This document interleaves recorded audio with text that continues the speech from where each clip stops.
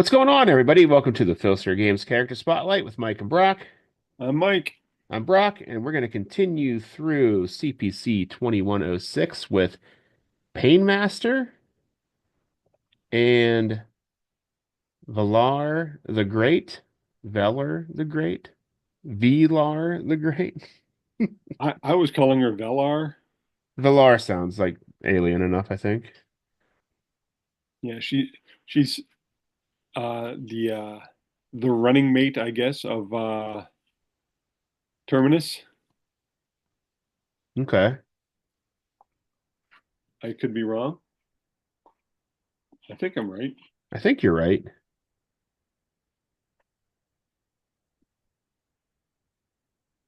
Yeah, yeah. She came in with Terminus. Yep.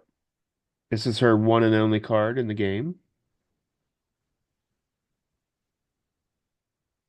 She was active in the For many years. GWF for, yeah. Well, let's start off with her. All right. Valar the Great. I'll give the dramatic reading Here we from the go. GBITG files. From the GWF files. One of the true women's wrestlers, Velar was brought in from the Federation of Wrestling, AFW, by Terminus, Magnus Colby and Sonora Pelf to counter the likes of Supernova and Amazonia on the GWF side. CPC's women's champion on two occasions, she has been at the top of the women's division since her arrival in 2106. She continued to be a part of the CPC after the official banning of wrestling by President Cordanis in 2110, but returned to the GWF in 2112 to be the women's competitor on Magnus Alien Connection. Even though she's more than likely, got the best of the aging Miss Liberty in their sudden death feud, the Connection did not get the best of the FDF. She joined Terminus in leaving for the CWA in 2115. All right. So not a lot of women's wrestlers around at this era in the GWF, Nope. but she hangs with the best of them. She's got a really solid card looking at it here. -3 agility, 0 power, a 3 in cage. She has a 5-2 pin. Her charts are ropes A, turnbuckle A, ring B, death jump B, and a disqualification of 5. So yeah, slightly above average on charts. The agility is really good with a -3 and the 0 power. So And I think she's got the same finisher as Terminus. the hammerlock slam, Yep. which is exactly what it sounds like. Lifts the opponent with a hammerlock and then falls back, slamming her head to the mat.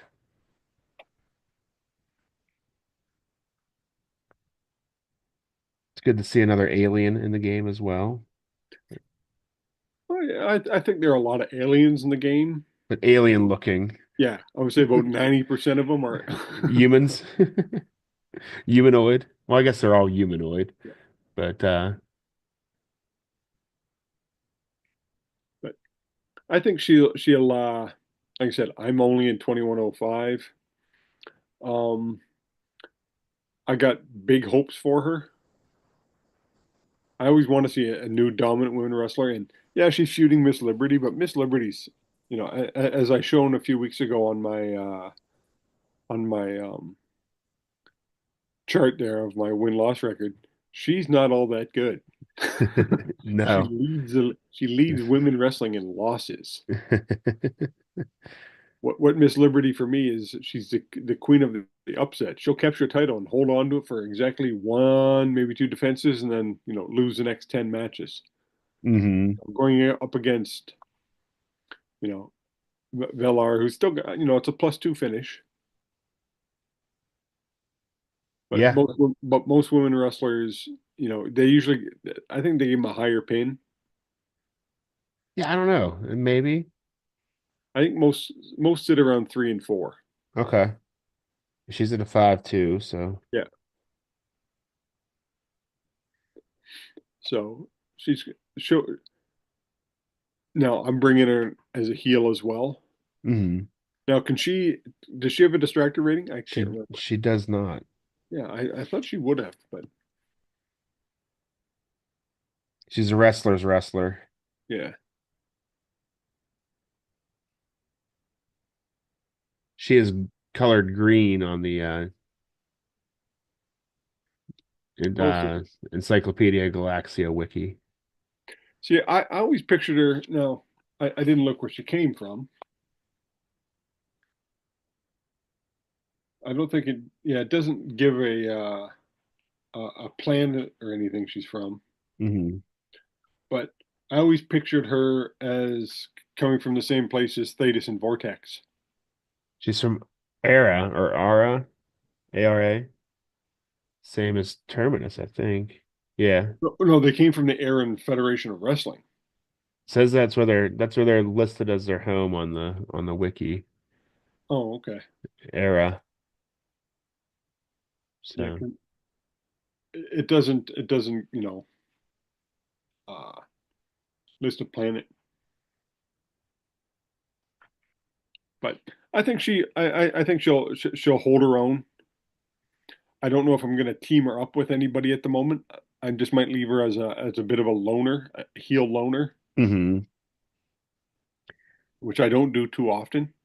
But I think uh, she's going to be that arrogant bad guy that even the bad guys dislike.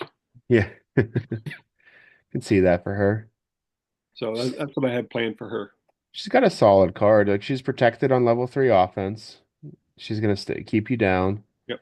She has an out of the ring without a choice, so that could haunt her because she has a B rating. But then again, there's only about three women wrestlers that have A's. True. True. So she's not going to be too bad. Mm-mm. Yeah, she'll put up some wins. Just looking at her card now. She has on level 1 offense, she has a choice E in the sixth slot instead of a straight through level 3 move. Yeah. So that could be a little bit of a detriment there, but two straight through level 3 moves on two. So yeah. And usually on those moves, I find a lot of times it'll be like instead of an E, if you're an agile person, usually it's the power that Hmm. it's the opposite of what you are. So to do another agility move, they're really pushing that agility, that speed aspect over, I think. Yeah, I think so. But she has a power finisher. Yeah, I- it's one of those things where I don't think Tom thought everything all the way through. Yeah. Make her super fast, but we're gonna give her a finisher where she has to hoist somebody above her head, slam them backwards. Yep. Well, I guess it's a female, so Yeah, they're only 120, 140 pounds. right. She's 140 pounds Yeah, officially on the in her bio at 5'8" and a half. it's pretty solid though. Yeah, yeah. Good size. She's got that lean muscle. Hmm. Hmm. I was Yeah, looking at her drawing real quick. I thought she had a sixth finger for a second. I'm like, that would actually be kind of cool. Like the I it's think just a the Von Erich iron claw with the six fingers. uh-huh. Little subtle things like that I think would be good for like these alien races. Like, oh, they have six fingers. Never really mention it. Just like draw all the people from Ara with a sixth finger. I actually went to school with a guy who had six fingers. Oh yeah. That is weird, let me tell you. Look here. Interesting. He finally had it removed. Aw, I would have kept it. I guess finding gloves was a bit of a pain in the ass. It's true. I never wear gloves, but I guess if you needed them for something. And then a lot of people just kind of, you know, But yeah, people are freak awful. showed him out. Oh, Yeah. what? You got six fingers on your hand? Yeah. Yeah. So how should we power creep the Velar? Well, I'll go for the obvious, and I'll make that on level one that E. I'll put Hmm. that a down three. Okay. But I just to make it not so tough, I'll add the agility as well. okay, there you go. So Still it's gonna get through still most kind of of the time. still kind of hurt, but it'll get through almost everybody but Amazonia. And I will drop her pin to a 4-1 just to establish dominance there. Oof. And to be different. Yep. So that is Velar the Great. Not a bad Bendis, but he does like that all black area. Yeah, that was just a style. Yeah, it's a style because Bendis gave me an autograph once, and it says, "This is why I don't draw." Still better than I could do. Next, we'll slide back over to a man who's getting his second card. Painmaster. Look, it's a lot of black ink. Yeah, he's got a cool logo in the midst of all the black. Yeah, I mean, it's hard working in black and white too, but I won't make any more excuses for him. Yeah, I was. We at this point we've had you know Chuck Carter and Larry Snelly. I'm ignoring Mike Gustovich, and they both did pretty good with the black and white, hmm except for Gustovich and Chuck Carter's last set. Gustovich, like, he's a good artist. He just, Yeah, he just phoned it in. yeah, yeah. I loved his work in Palladium books, and so did they, because they've been reprinting the same artwork of his for 30 years. So- But right now we got Painmaster, who's according to the raw ratings took a little bit of a dip. Yep, he went down by 4 points in his tag team rating. He was a 40-47 with his 2101 card, and his 2106 card, this one, is a 40-43. So a slight dip in tag rating, but he stayed the same as a singles wrestler. Yeah.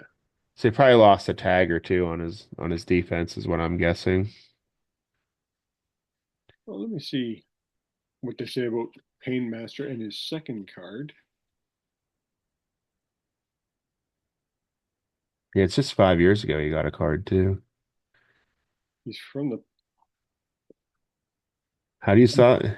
I'm just looking, and Jeremy Sue actually did a drawing for him as well, but it was unpublished. Yeah, his next card is drawn by Jeremy Sue. And then he has a Daryl Banks card too, believe it or not. Oh, so I'll just read the whole thing since he just comes out in 2101. The classic feud between Genesis and the colonizers of Scorpii came to the GWF, and with it came Painmaster, initially a tag partner with Toxin as the Watchman, but later as a singles competitor who could hold his own. Painmaster really came to his own in 2106 and always sought out to be Mandrill's second in command. That distinction wasn't forthcoming as Nefaris, Vendetta, and Wraith have all tried to lay claim to that distinction as well. The tension built up between him and Mandrill came to a head at the end of 2112 Uh-oh. before the GWF competitors returned to Centra. When the two met in a hotel room to hammer things out, what got hammered instead was Painmaster's skull. Okay, hold on.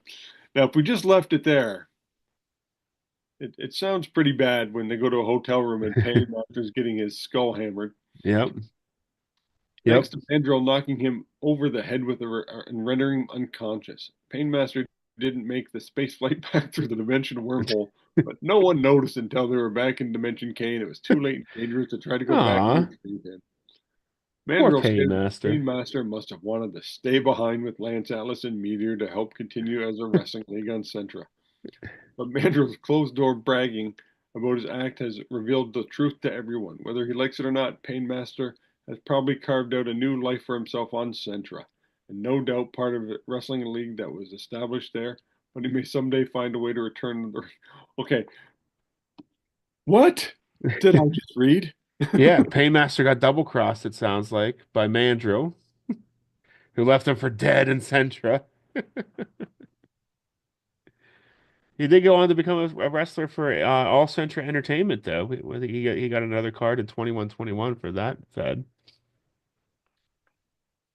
Now, I can say when it does happen, I'm not banning wrestling. I can't see wrestling suddenly being banned throughout the galaxy. Hmm. Maybe a planet here and there, but the entire Right. galaxy, because there are literally thousands upon thousands of planets. Hmm. No, It's coming though. It's coming it's real quick. not happening in my Fed ever. Some of Tom's storylines I do not agree with. This Hmm. one, yeah, I know it's happening. No, no, it's not. Yeah. It'd be a tough one to write, especially when you do blended feds where you use stuff from all over the place Yeah, like to there's make it make sense. you figure there's in our galaxy that we can see, we we're up to like 4,000 other planets. Hmm. I don't know how many are in the Goldilocks zone where there's life, but there's 100 billion galaxies out there. Hmm. Something tells me there's probably life on other planets, and all having various Goldilocks planets. Even if they all have wrestling federations, what's saying some dude on some other random planet goes, no, no, no, you can't have wrestling on yours. Nah, I'm not gonna listen to you. Yeah, but I'm the president of wrestling. Really? Are you really the president of wrestling? What was his title? Cordanus? Yeah, what was his title? I don't know, I guess we'll get that whenever we get to his card. but all I'm saying is, for me, I find it to be a weak storyline. I'm not a big fan of it.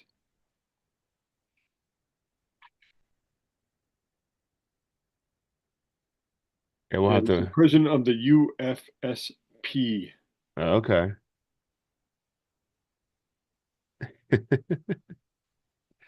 Yeah, nope, not happening. Just saying. But we'll get back to Painmaster here. Painmaster.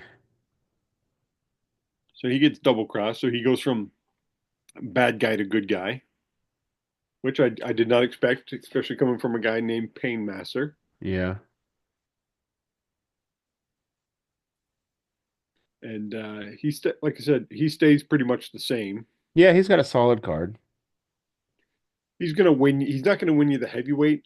Maybe he'll do it on a fluke. Hmm. He's tough to beat. He's got three reversals on level one and level two. He's only got Yeah, one down on his entire card with a yeah. He's leave. he's solid on defense. Hmm. His offense isn't too shabby either. No, he's still got that +2 finish. Hmm. Keeps you down. He also has the out of the ring without a choice, but he has an A rating. Yeah, Two straight through level three moves on level two. He has a yeah, choice F on number six of level one, so with the power. it's not bad. He's got a minus one agility, minus two power. Yeah, if anything, those actually do kind of hurt him because when you start to reach that upper echelon, Hmm. those those guys start to have the -3s and -4s, and the odd Right. chaos with the -5. So you're not winning a lot of those battles. Hmm. He's got a C death jump rating. That'll hurt him as well. Yeah. But I mean, he's upper mid card. Yep. That's what I said. He's going to win you your secondary titles. Hmm. You hook him up with a solid tag guy, maybe with a tag finisher or a double finisher, and they'll be able to capture you a couple titles. Yeah. Painmaster, another one that fell through the cracks. He is, but it's still a lot where you do have a lot of people still using them. At this Hmm. point in time, the feds are smaller, Yeah. but it was odd too to see him get a secondary card this fast as well. 5 years later. This is when they were doing two sets a year, so And what makes it odd is the cards are pretty much identical. yeah, for the most part. I Because think he just usually had a when you get tag it, when you finisher. get a second card, you're either, you're starting your creep up, or you're declining. He's like, eh. Yeah. Yeah. Well, actually, it's more of a here's my singles is straight and my tag is Yeah. eh. He didn't change much. Have to do a best of seven series between the two cards. Well, since I went first last time, how would you power creep the Painmaster? He's got a 6-3 pin, but I did pin on the last one. So I'll just steal yours from the last one to make the shoulder tackle 2, choice F, just a shoulder tackle 3 on level 1 offense. I'm gonna do death jump and I'll turn it into a B. Okay. That'll save him in the long run. Yeah, because Death Jump has more options to get pinned. Yeah, because you have And death jumps and then you got choice G and H. hmm And sometimes you get guys with, a death jump and a choice G or a choice H. Very So rarely. it's rare, but it can happen. Right, because I think no, this is after they took Out of the Ring off the chart. Yeah. And then you So, can have it, and I think there's a few specialty matches. Like hmm do the wrestler tries death jump or something. yeah. Yeah, that does hurt. The C rating on any chart hurts, but I think it probably hurts the most on Death Jump Yep. because I think it's a 10 and up, it's a pin attempt. Death jumps and ropes. Yeah. Ropes can be a killer as well. Because I think if you roll, um, For ropes is something like five or under is it down to a pin. yeah, yeah, you can get pinned on like a 2 through 4, I think. No, that's the reversal. Yeah. So yeah, don't shake don't discount the ropes. That's why I always do it whenever I'm streaming. 'Cause it just shakes things up. I try not to skip the rope rules, because a lot can happen on I know I'll be watching it and I'm like, no, he'll throw him into the ropes. No, no, it. he's an A. You never throw an A into anything. If it's an A, you always roll up. If you're trying to get the match done. There's that too. Yeah. I'm trying to get the match done for my streaming fans. Uh-huh. Everybody goes.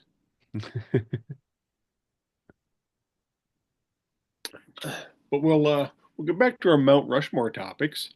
We haven't done them in a little bit, and we know how Yeah. much our fellow GWF friend Pete Beck said he enjoys them. I think he might be the only one. But since we just saw the um the Elimination Chamber hmm and John Cena did his heel turn, how did Benny take that? He loved it. Oh, really? Yeah, he had for those who don't know, Benny had a complete meltdown whenever John Cena was the runner-up in this year's Royal Rumble. He was wearing his John Cena t-shirt. He tore it off and threw it across the room. He was very upset. So, so he's watching this, and his first thing he did was he jumped up and down clapping. He said, "Yeah, go home, Cody," because I don't think he ever forgave Cody for beating Roman Reigns. So he loved it. He thought it was amazing. So He's foreigners already cheering for the bad guys. That's uh-huh. Well, you got to remember, Roman Reigns was the champion his entire life, so he knew yeah, nothing other than that. So that's true. so whenever Cody beat him, he was devastated. He was absolutely devastated, and he never forgave him for that, I don't think. So for favorite heel turns, I'll go first since we sprung this one on you here. Okay. So in no order, but I'm going to do my top four favorite heel turns, Okay. and it can be guys that swap back and forth. But hmm the one that really caught me off guard, and I will say it probably be one of my favorites, was I was watching a tag match between Barry Windham and Lex Luger, who were the NWA Tag Team Champions, and they were fighting uh, Anderson and Blanchard for the titles, and Wyndham turns on Luger. Hmm. That caught me off guard. I was watching it live. I was watching. It was a pay-per-view back then. I was watching it, and I was like, and I remember I was recording it, and I took I left my friend's house, went over to my other friend the very next morning, and I'm knocking on his door like 9 in the morning. I'm like, you got to watch this. And so he That's funny. watches it, and I just let him be in the room, and he just comes out stunned. He's like, what? What did I see? Uh, my other one, Paul Orndorff, when he turned on Hulk Hogan, That's a good one. just helps him up. Boom, hits him with the big clothesline. Hmm. I actually enjoyed that one. Yeah. wasn't wasn't a big Hulkster fan. I never was either. The next one is a tag team. Was when I saw the Road Warriors turn on Dusty. Now the Road Oh Warriors yeah, were a tough tag team to turn heel. because everybody loved them. Yeah, and probably the only way to do it was to beat up on Dusty. Hmm. And yeah, they turned on they turned on Dusty, and they went bad.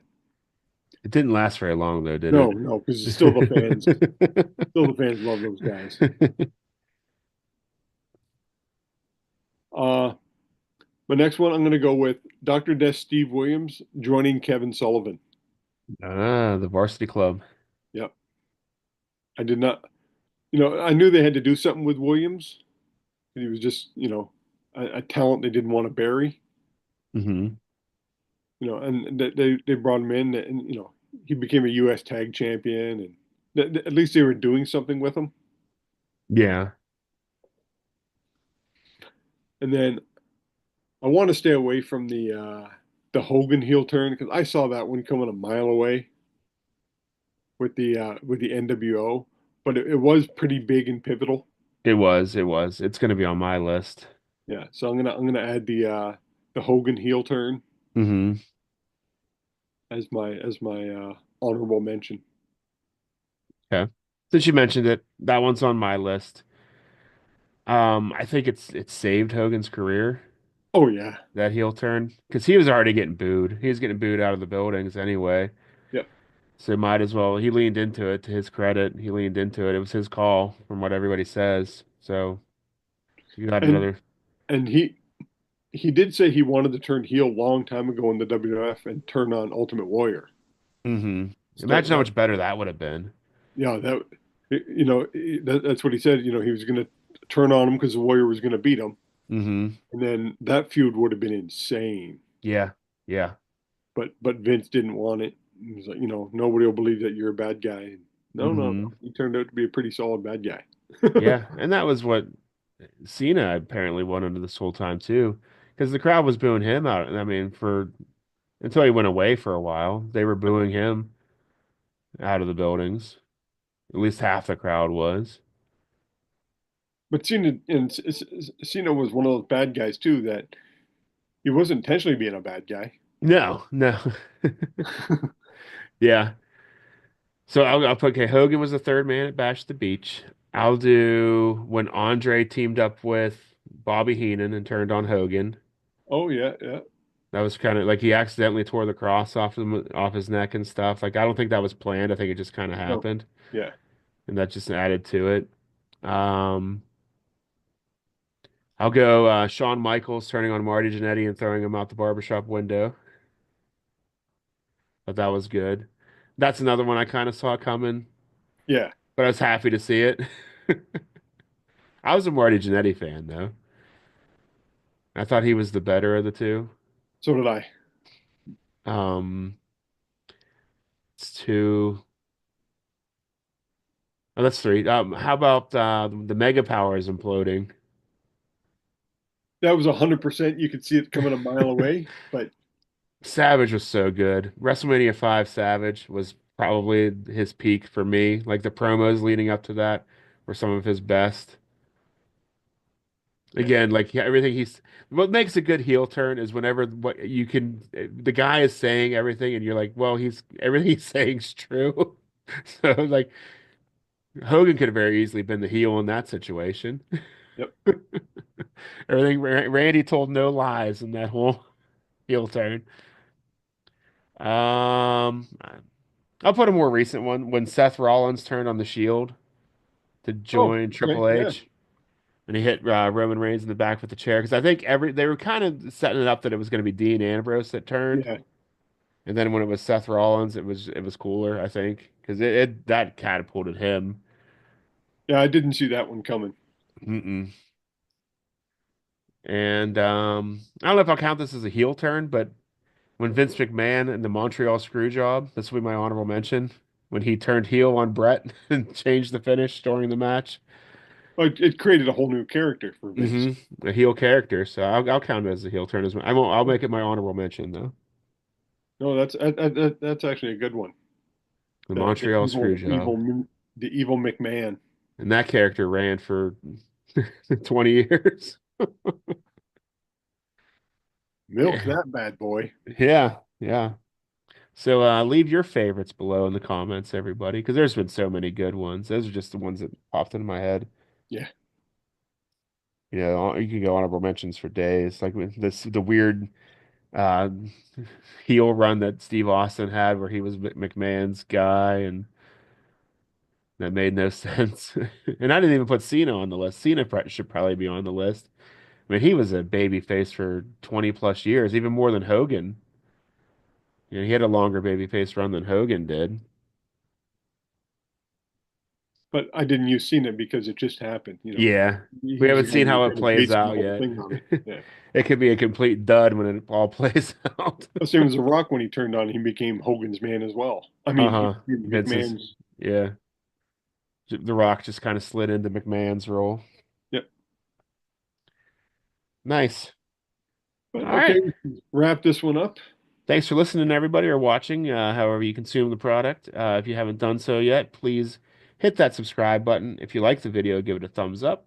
While you're here, scroll on down to all of our friends who make Filsinger Games related content, including the official Filsinger Games podcast roll up, the Legends team's Uncharted Territory, Dizzy Dice from Lee Lamprey, solo promoter from Grant Pachoco. Grant is also here on YouTube, as well as our friend Dave Little's Heartland Championship Wrestling. You'll be hearing from Dave on our show here soon. We have after further review, Bucky 749 and Brad plays 81. Sorry guys. I'm back on Twitch. I have a return show planned for NDW for March 30th, Sunday at 9 p.m., March 30th. Check that out live on Twitch if you'd like to jump. It's a new jumping on point for NDW. A little bit of a break I took here at the beginning of the year, but we'll start things up there. And yeah, that's everything I got for you. Thanks, everybody. Night, everyone. Later.